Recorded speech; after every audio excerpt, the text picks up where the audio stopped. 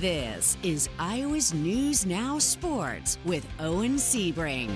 The final Cy-Hawk matchup of the 2022-23 season comes with no real bearing on the standing in the series. Iowa State has already clinched this year's Cy-Hawk trophy, but Iowa has a chance to beat Iowa State for the first time since 2017.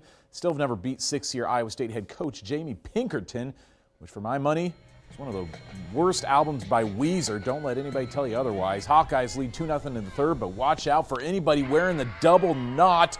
Malaysia Ochoa unloads on her 11th Cyclone long ball of 2023.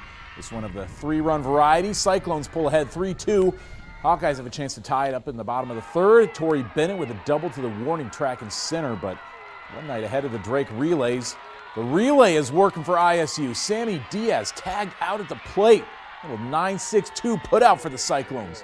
Iowa State gets some cushion in the top of the sixth. Michaela Ramos with a two-run base hit into left field. 7-3 Iowa State lead going to the seventh. Bottom seven, 2 outs, but Iowa has the tying run at the plate. Saya Swain with a punch out. Her first save of the year. That's the game, and that's a wrap on the Cy-Hawk series for this year. 17-8 Cyclones win the final standings. That is Iowa State's most dominant win in the 18-year history of the Cy-Hawk Trophy. Kirkwood still in the hunt for an ICCAC baseball conference title. On the mound, a kid I know well, Blaine Harpenock. Covered him all through his 4 years of high school at Remsen St. Mary's when I was working in Sioux City. One of the best high school pitchers in Iowa history. He's committed to play at Creighton next year. Got a few wins this year, but a no decision this afternoon. Kirkwood held a 3-1 lead after 4 innings, but Nyack comes back to score 7 unanswered runs. The Trojans take the first of a doubleheader, and Kirkwood comes back to take game 2. 16-10 in the league. Probably going to need some help if they have any hope of a conference title this year. A year ago, Joe Labas was sitting as the third-string QB on Iowa's depth chart. Everybody talking about Spencer Petras and Alex Padilla until it was time for the Music City Bowl. With one injured and one in the transfer portal, Joe Labas steps in and didn't put up incredible numbers, but managed the game well enough to lead Iowa to a 21-0 bowl win on New Year's Eve. Well, here we are a few months later, and Labas has returned to that spot at third on Iowa's QB depth chart, behind a couple of Big Ten transfers, Cade McNamara from Michigan and Deacon Hill from Wisconsin.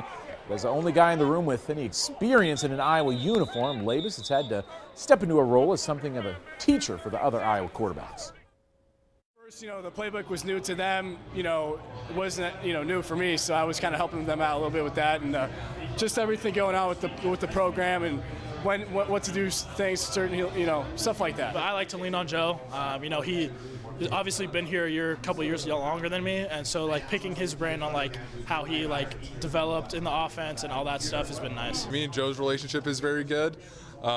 Same with me, Joe, Deacon. We're all a bunch of guys just trying to get better, and we're all going through some things. Those two guys are younger than me, so I have some advice that I can give them, and then watching them going through the team reps, I'm able to learn from them. So it's going both ways.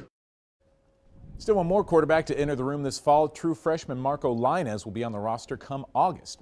With the transfer portal opening back up this week, the Hawkeyes have lost one of the running backs on the roster. Zach Brand has entered the portal, the graduate of Dallas Center Grimes in Central Iowa.